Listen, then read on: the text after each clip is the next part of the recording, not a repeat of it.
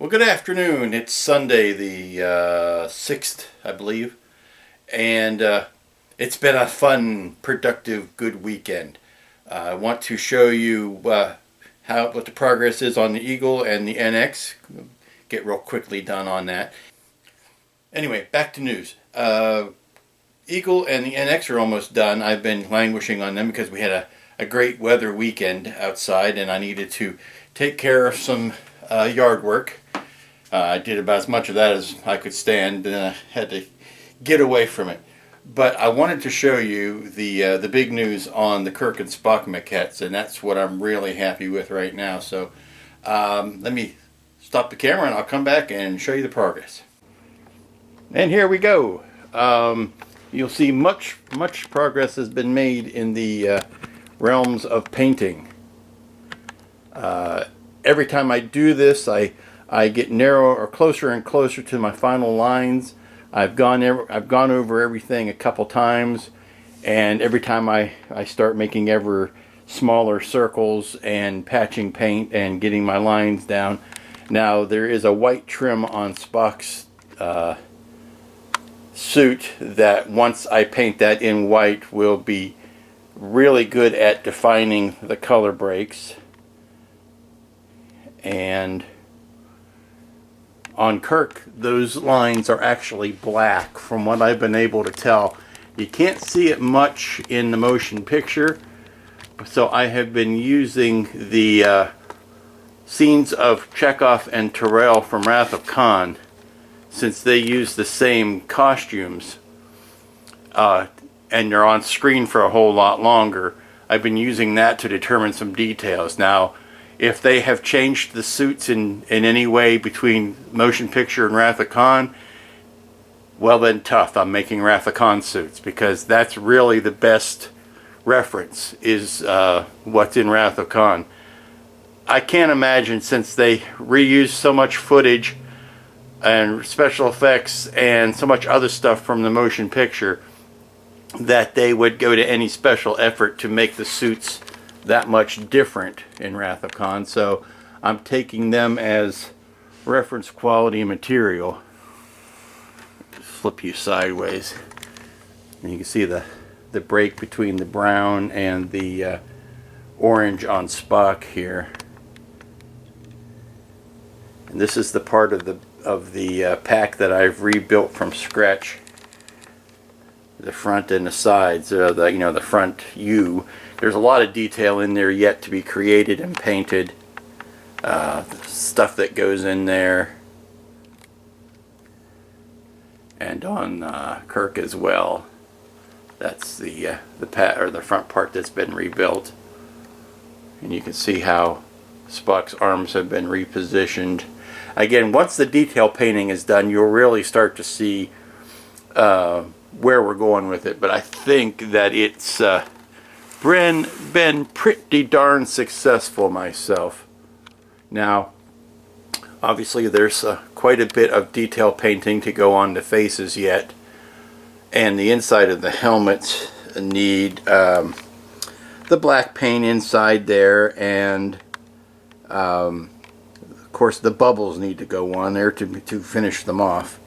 That's the last thing I'm really antsy about, because working with clear vac form and fitting it in there and making it look like it's the proper gasket, that's going to be tricky. It's not in my comfort zone, so we'll find out how it works. Now here is that empty space inside there. I actually was pretty successful at making molds and casting. I made up a set of shapes that, let me see if I can grab Kirk and bring him around.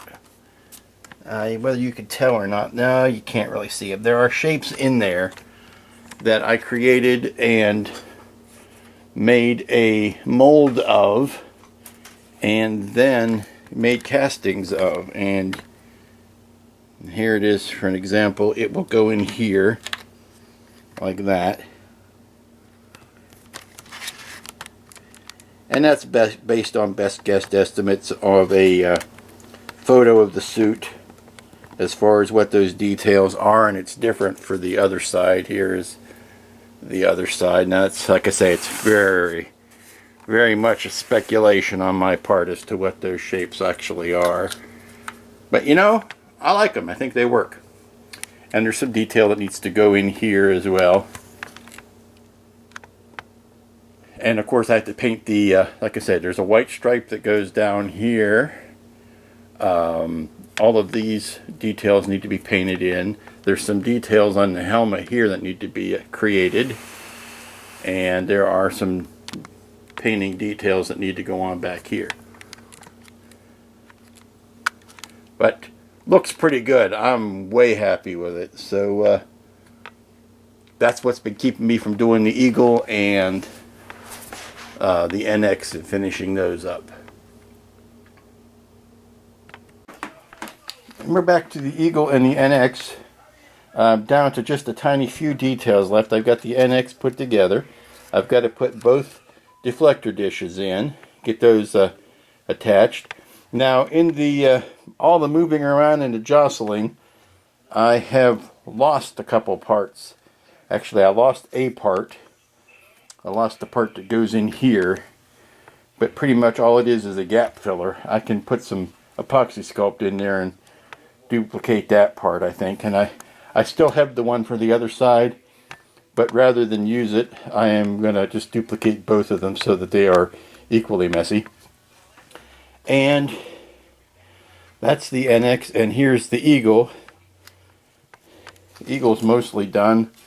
All I need to do now is finish up the window treatments in here and attach these pods. I've finished up the pods. All I really need to do is glue them in. I would do a little bit of weathering on them, maybe spatter some moon dust. Oh, here's that mold I was talking about. Here's the actual rubber mold. I used a 2-part mold, rubber or silicone, and I think it's neat. I think I can see doing a lot more of that in the future, but this is the mold for the 2 side pieces. Enough of that. And you've seen this. This is the final rescue module. The windows are in this side, but that's where we are. And I'd take you out and show you the big accomplishment for the weekend, which was pushing a mower around my front yard, but I don't think you'd find that interesting in the least. So I'm going to sign it off here and get this video up and get it ready to upload. So until then, see you then.